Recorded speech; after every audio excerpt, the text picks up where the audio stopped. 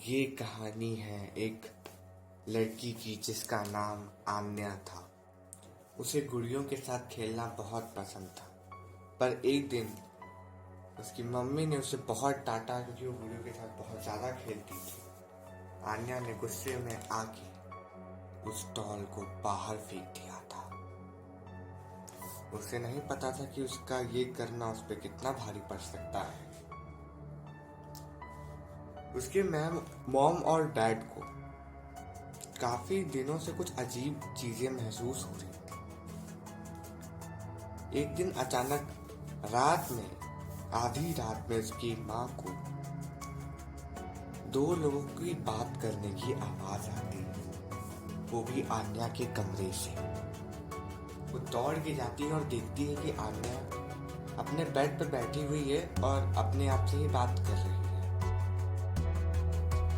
जब उन्होंने आन्या को कहा कि तुम सो जाओ और अपने आप से बात करना बंद कर दो, तो आन्या का जवाब जो था उससे बहुत ही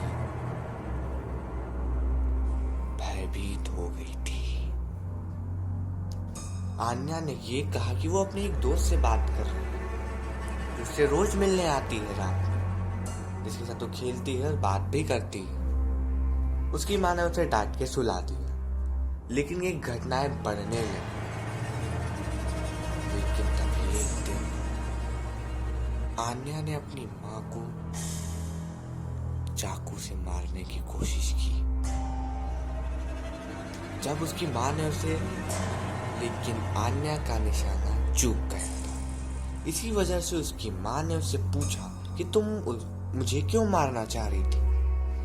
तो आन्या का जवाब जो था वो बहुत ही ज्यादा शॉकिंग था। उसने बोला कि वो ये काम नहीं करना चाह रही, उसे करवाया जा रहा है। उसकी दोस्त ने उसे करवाया है उससे।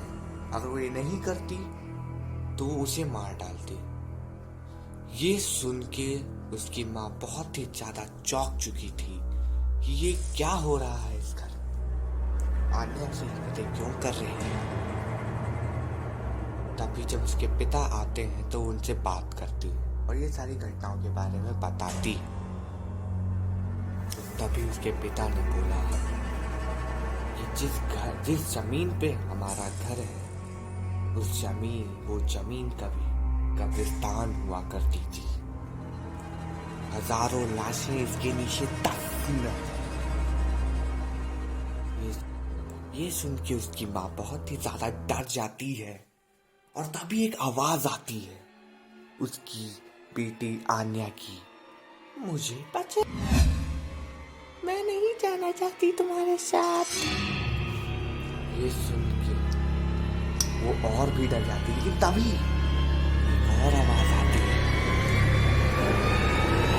तो मेरे दोस्त तुम्हें मेरे साथ चलना ही होगा।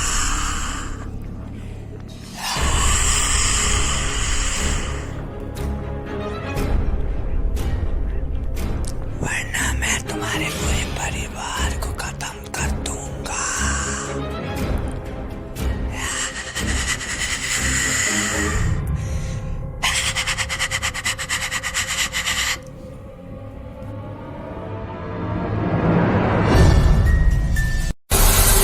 I can see